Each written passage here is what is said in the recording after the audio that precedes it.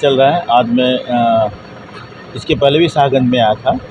आज मैं आया हूँ, कुछ हमारे पदाधिकारी हैं यहाँ पे, जो हमारी कैंपेनिंग चल रही है यहाँ पे कि पूरे शाहगंज विधानसभा को किस तरह से जितने बूथें हैं हर बूथ पे हमारे पदाधिकारी होने चाहिए, उनकी टीम होनी चाहिए।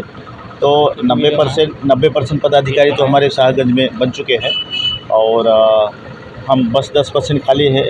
1-2 दिन में हमारा वो भी कवर हो जाएगा। आगे पीछे फिर हम यहाँ पे आए हैं एक मैदान देखने के लिए भी, हमें कुछ प्रोग्राम्स के लिए, कुछ हमारे प्रोग्राम्स भी लगने वाले हैं। तो बहुत सारी चीज़ें हैं जो संगठन को लेके मैं यहाँ पे आया था और मुझे जो हमारे संगठन के लोग हैं, जो हमारे कार्यकर्ता हैं, उनसे पता चलता है कि हम शाहगंज विधानसभा को हम विन कर रहे हैं। यहाँ पे सारे लोग ये कह रहे हैं कि गन्ना किसान घर घर तक पहुँच चुका है। हम 25 मई को जब हम वोट देने के लिए, वोटिंग करने के लिए जाएंगे, तो गन्ना किसान के सामने का बटन दबा के हम आपको विजयी कराने का काम करेंगे। लेकिन मैं ये कह रहा हूँ कि गन्ना किसान के सामने का जब बटन आप दबाएंगे, शाहगंज के लोगों से अपील कर रहा हूँ कि जब आप गन्ना किसान के सामने का बटन आप दबाएंगे तो सिर्फ अशोक सिंह को विजयी नहीं बनाएंगे, शाहगंज को विजयी नहीं बनाएंगे, इस जौनपुर को विजयी नहीं बनाएंगे, पूरे देश को विजयी बनाने का काम करेंगे। नामांकन की अगर बात करें तो इस तरह से देखा जाए, सपा के प्रत्याशी हैं, करोड़ों की गाड़ी से पहुँचते हैं नामांकन करने, भाजपा वाले फिर राव लश्कर के साथ जाते हैं, आप सिंपल तरीके में बैलगाड़ी से जाते हैं, क्यों?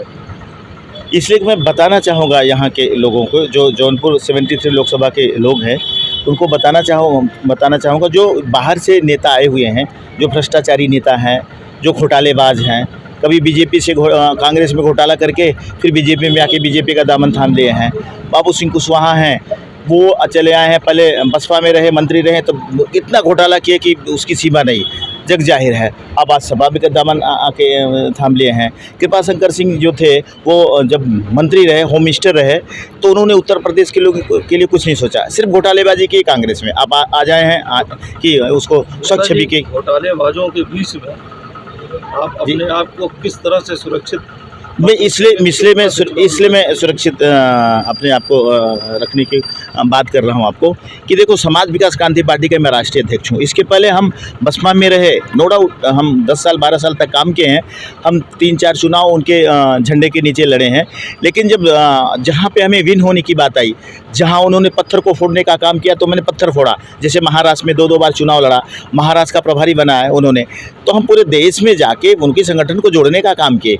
जब हमारी बारी आई कि हम कुछ जनता को हम कुछ दे सकते हैं, जनता के लिए हम कुछ कर सकते हैं, तो उन्होंने मेरा टिकट काटा। इसलिए मैंने उनको छोड़ दिया। एक बार मैं छोड़ा तो दोबारा मैं नहीं जाऊंगा। धनंजय सिंह की बात कहूं तो धनंजय सिंह को मायावती ने जेल में डालने का काम किया था, जब सरकार में थे, जब सांसद रहे, और फिर उनको पार्टी से भी निकालने का काम किया।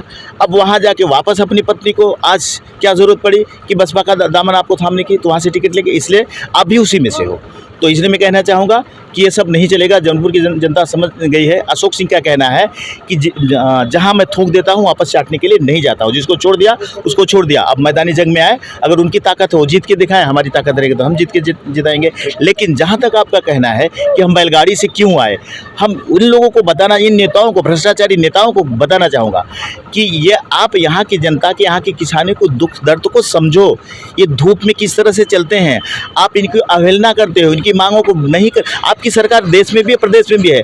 आप किसानों को कौन सी मांग पूरी की, आप तो बताओ तो सही। आप किस से पर्पज से आप दावा करते हो, ये मैं बताना चाहता हूँ कि आप धूप में आओगे, जाके पाँव न फटी बेवाई, सो का जाने पीर पर आई। आप आओ, महसूस करो, ये मैं एहसास दिला। बाकी गाड़ियों का काफिला तो मैं भी लगा सकता हूँ और लगाऊंगा भी। जहाज़ से चलता हूँ, जहाज़ से मैं भी हेलीकॉप्टर उतारने का काम करूँगा। ये वक्त बताएगा। सवाल उसका नहीं है कि हमने क्यों उतारा है। सवाल ये है कि हमें अपने वर्कर का, अपने पदाधिकारी का, अपने कार्यकर्ताओं का हौसला बढ़ाने के लिए होता है। ज़मीन पे आए हो तो ज़मीन की बात करो, और ज़मीन पे नहीं रहोगे तो हवा की तरह जैसे आए उड़ जाओगे।